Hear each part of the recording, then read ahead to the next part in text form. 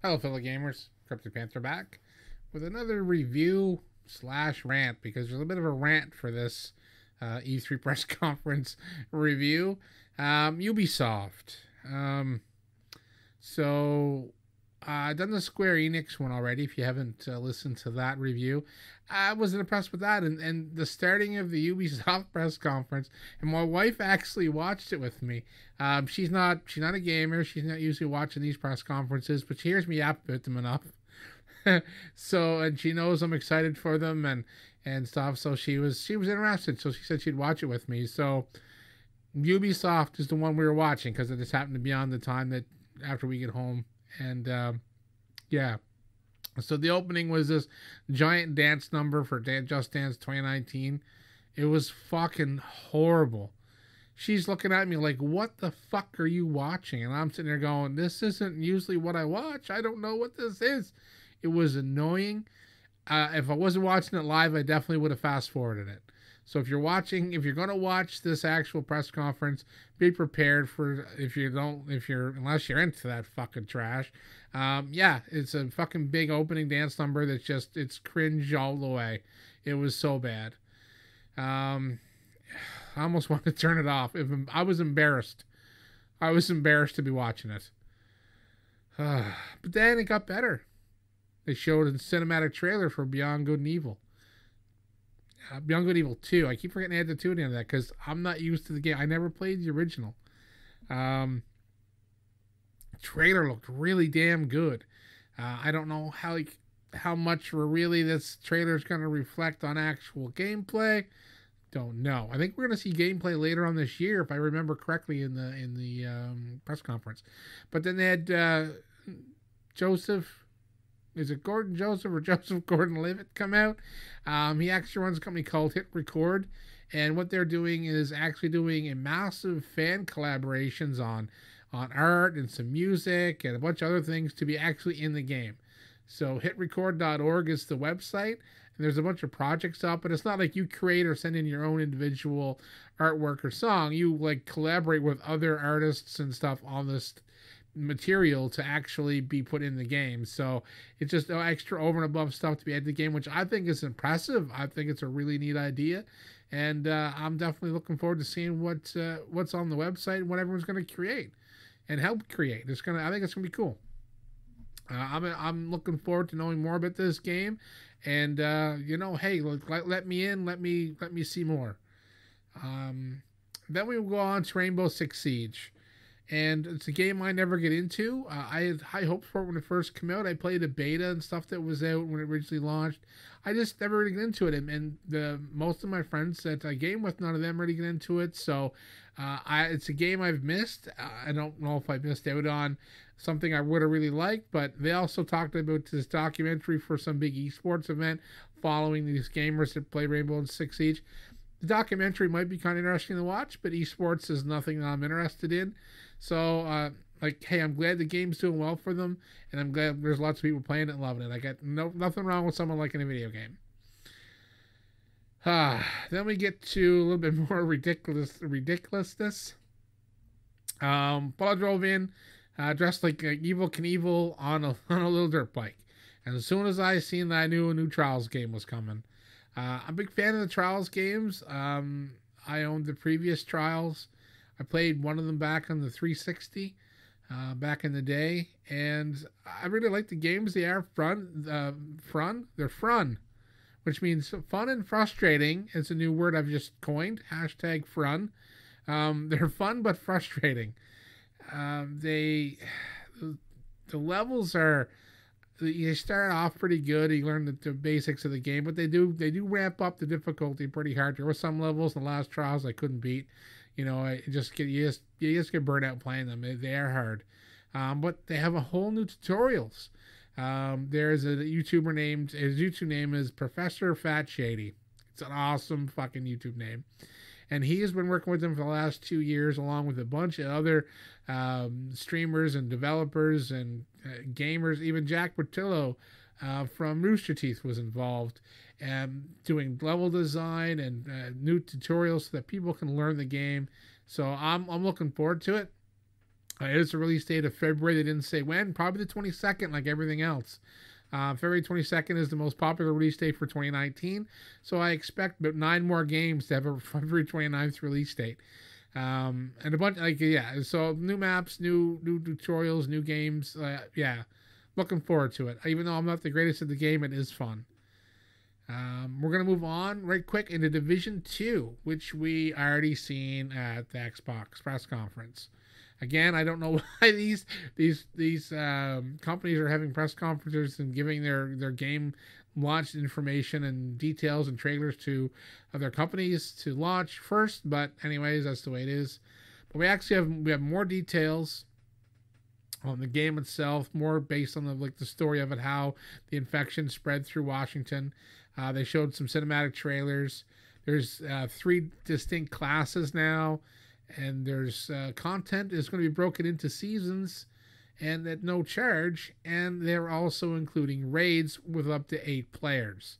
So the division, it didn't attract me at first. I played the beta and I was like, yeah, this is just going to be like Destiny. It's just going to be replaying missions to try to get loot. I burnt myself in on Destiny, and I could picture myself burning out on Division, and I didn't pick it up at release. Then the player base dropped off because people got pissed off at the way the game was, the way it was progressing was bad. Every enemy was a bullet sponge. So yeah, I mean they lost a lot of their player base until they turned around, added a boatload of content, made a bunch of updates, and hey, they brought that game back to something decent. I've talked to people that play it, and they say it's almost like a new game. So they learned from their mistakes and improved it. So hopefully Division 2 is going to start off on the right path for people who are interested in the game. I've signed up for the beta. I pretty much every beta sign up I can do, I do them. And if I do get into it, I'm definitely going to be checking it out. I definitely want to see what it's like. I definitely want to play it. If I had a group that were playing on a consistent basis, it'd definitely be a game that I'd be looking to get into. But as the fact of life gets in the way so many times, those games for me are kind of hard to to lock down and play with a group of friends all the time. So we'll have to see. Then they brought an orchestra and a rock band out on stage to do a Mario Rabbids Donkey Kong reveal. Didn't care, not interested. They showed Skull and Bones. They actually showed some actual gameplay this time, trailer and gameplay. It's basically a non-cartoon version of Sea of Thieves. Black Flag, Assassin's Creed Black Flag. It looked damn good, but I mean, it's an online multiplayer game, so you're gonna be on your boat, you're gonna be like getting loot, and then you're gonna get a bunch of douches fucking roll up and take your fucking ship and take your loot. So check me as not interested. Just for the fact is it's an online multiplayer game, and if you don't play it all the time and constantly rank yourself up, you're just going to get sunk constantly. So I see that as a problem. Unless they're going to have like a full offline or a single player style mode where you can just go and play against NPCs, Skull and Bones is going to be a pass for me, even though the game is fucking badass looking and pirates and shit is cool. So yeah, check out the press room. Like I said, I'm going to link it in the description. The game looked pretty damn cool, but like I said, the multiplayer part of it turns me off. But all the power to the people who want to play that type of game and go there and fight NPCs and fight real people. Have fun. Then we're going to move on to Starlink, and then we're going to move right off it because I'm not interested in it. Yeah, they brought in Star Fox, but the Star Fox gameplay is only available on Nintendo Switch. So yada yada whatever, don't care. Then they talked about For Honor, which I didn't even think anyone played anymore. I thought the player base disappeared off that. Just like the Dodo, I thought it was extinct. But apparently they've made some big improvements to that game as well, and I think people have gone back to it, and I guess people are enjoying it. So they're out now. They have a bunch of new characters and new game modes. I'm still not interested. To me, it was when they first announced it, I had high hopes for the game, but it just turned out to be something that I guess I didn't want because I played the beta and wasn't impressed. I played actually a couple betas of that, the closed beta and it might have been even an alpha possibly. I did play 2 betas. I think it was a closed and open beta, and I just I just wasn't it wasn't a game that I thought it was going to be. So to me, it looked good. It played really good. The beta played well. It wasn't something that I wanted to deal with. Multiplayer games, when you do combat against um, actual like PvP stuff, it was you go up against people that have a lot more time into the game and knew all the moves a lot better than you. You're just gonna get your ass kicked and repeatedly. So I was like, well, this is like day 2 of a beta, and I'm getting smoked in every round I played. I'm like, I'm not shelling out $80 for a fucking game. I'm not gonna play. I do that too much now. So anyone that's interested in For Honor, there's some more content coming for you. Anyone else like me that's not interested, we'll move on. So Assassin's Creed Odyssey did get leaked. Like every fucking thing else gets leaked. I don't know how this stuff gets leaked so much. And it wasn't by Walmart in Canada this time. They didn't leak it. So Assassin's Creed Odyssey, they actually showed gameplay. They showed some cinematic trailer stuff. They showed the fact that you can choose between 2 different characters, a male and female character that play through the game as. It's more RPG. The Assassin's Creed Origins, they brought in the RPG elements, so they're still there. They've ramped them up. There's actual conversation choices to add to the RPG element and to change the story.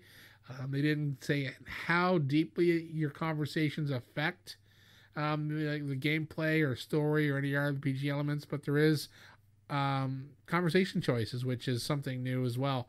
So they showed like a mission, like an assassination, and it turned into like they're on the beach in this great big battle with Spartans and the Greeks, and it was good. It was good. It really looked good, and I'm thinking this is pre-alpha as well.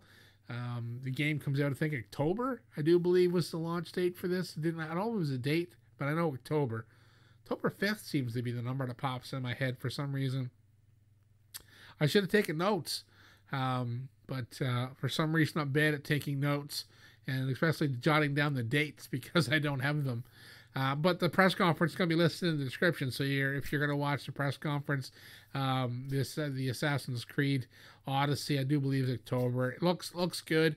I do still have to play Origins. I just haven't gotten much time into it. So I'm definitely going to have to get into it and get some of my backlog cleaned up for some of the games that are coming out, considering I'm probably going to pre-order everything, and I still have some pre-orders coming. So I need, like I said in a previous review, I need to clone myself so my clone can go to work and I can just play video games.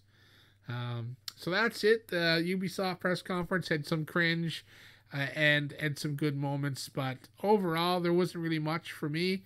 Other than the Assassin's Creed stuff, the trial stuff, and a little bit more info on Beyond Good and Evil 2. So, as always, thanks for listening, and we'll catch you next time.